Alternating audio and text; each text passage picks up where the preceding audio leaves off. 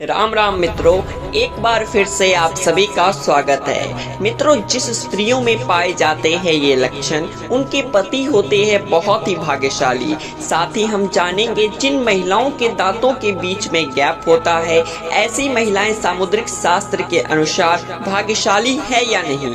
इसी के साथ मैं आपको बताऊंगा कि जिन महिलाओं की मूछें होती है वो महिलाएं कैसी होती है, जीवन में क्या हासिल करती है, क्या खो देती है और घर परिवार के लिए किस तरह से शुभ हो सकती है। तो पूरी जानकारी के लिए इस वीडियो को अंत तक जरूर देखिएगा।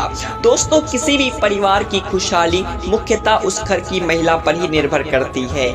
महिलाएं घर की जरूरत होती है और इनके बिना कोई भी घर नहीं रहता। महिलाओं से ही घर में रौनक और शोभा होती है।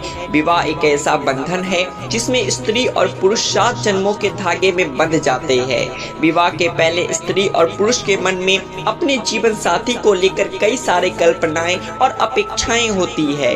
जब महिलाएं अपने जीवन साथी की कल्पना करती है तो उसके मन में पति के रूप में एक ऐसे साथी की कल्पना होती है जो उसका ध्यान रखे, उसका संरक्षण करे और एक सुरक्षित जीवन दे। जब भी कोई पुरुष विवाह के लिए अपनी पत्नी की कल्पना करता है तो ऐसी पत्नी की वह कामना करता है जो उसके घर को सुख शांति और समृद्धि से भर दे।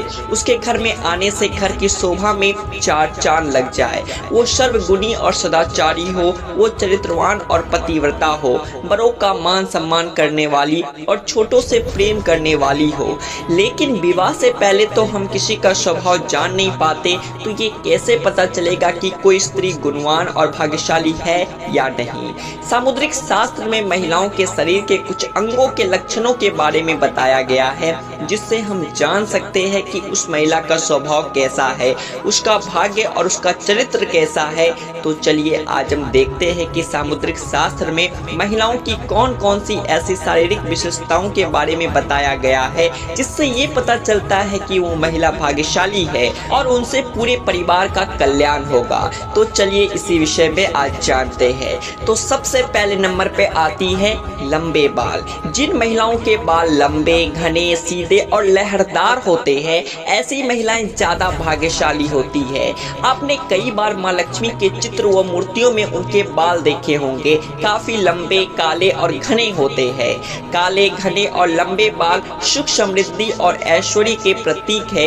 इसीलिए जिन महिलाओं के बाल लंबे और घने होते हैं उन्हें जीवन में सुख और ऐश्वर्य मिलता है। दोस्तों, ऐसी स्त्री से विवाह करने वाले पुरुष जीवन में सदा तरक्की करते हैं। दूसरी है गोल चेहरा। बड़ी बड़ी और चमकदार आंखों वाली महिलाओं को अत्यंत दयालु स्वभाव का माना जाता है। ऐसी महिलाएं अपने पति के प्रति वफादार होती है। इसके साथ ही ये महिलाएं जिस घर में विवाह करके जाती है उस घर में कभी भी कलेश का वातावरण नहीं बनता और इनके आगमन से परिवार का भाग्य भी चमक जाता है। तीसरी है जिन महिलाओं का माथा चौड़ा होता है, माथे की त्वचा स्निग्ध और चमकदार होती है। ऐसी महिलाएं उत्तम भाग्य वाली मानी गई है और अपने परिवार का कल्याण करने वाली होती है। चौथी है जिन महिलाओं की नाक के पृष्ठ भाग पर तिल होता है। ऐसी महिलाएं भाग्यशाली होती है और सुख समृद्धि से भरपूर जीवन जीती है। इन महिलाओं के कारण उनके दोनों कुलों में सुख समृद्धि आती है। पांचवी है जिन महिलाओं के दांत सफेद एक सिध में होते हैं और ऊपरी सामने के 2 दांतों के बीच में गैप होता है। जीभ पतली और लाल या गुलाबी रंग की होती है। होंठ हल्के गुलाबी होते हैं। तो ऐसी महिलाएं भाग्यशाली मानी गई है। ऐसी महिलाएं अपने परिवार का पूरा ख्याल रखने वाली मानी गई है। छठा है जिन महिलाओं की गर्दन पतली और लंबी होती है, ऐसी महिलाएं भाग्यशाली होती है। ऐसी महिला से विवाह करने वाले पुरुष अपने व्यापार और नौकरी में हमेशा उन्नति करते हैं और उन्हें किसी भी कार्य में असफलता नहीं मिलती। सातवीं है जिन महिलाओं के कंधे आगे की ओर झुके हुए होते हैं, बाजुएं लंबी होती है, हथेलियां चिकनी और गुलाबी और मांसल होती है, हथेलियों पर शंख, चक्र या त्रिशूल जैसा कोई भी शुभ चिन्ह होता है, उंगलियां लंबी और सुंदर होती है। ऐसी महिलाओं के हाथों से ही उनका सौभाग्य झलकता है। ये महिलाएं धन को समझदारी से खर्च करती है, धन का संचय करती है और पति का हर परिस्थिति में साथ देने वाली होती है। और 8वीं है, जिन महिलाओं के पैर लंबे होते हैं, जिनकी जांघ मांसल होती है, पैरों के तलवे स्वच्छ, सपाट, चिकने और पंजे सुंदर होते हैं, पैरों की उंगलियां पास पास होती है और एड़ियां गोल, चिकनी और नरम होती है। ऐसी महिलाएं साक्षात माँ लक्ष्मी का रूप मानी जाती है, क्योंकि पुराणों के अनुसार ऐसे पैर माँ लक्ष्मी जी के कहे गए हैं। जिन महिलाओं की नाभि गोल, गहरी और बड़ी होती है और नाभि पर या नाभि के आसपास तिल होता है, ऐसी महिलाएं सौभाग्यवती होती है। इनके सौभाग्य से घर में सुख समृद्धि आती है और परिवार का भाग्य उदय होता है। दोस्तों, जिन स्त्री के अंगूठे पर अर्धचंद्राकार बनता है, ऐसी महिलाएं भी बेहद शुभ मानी जाती है।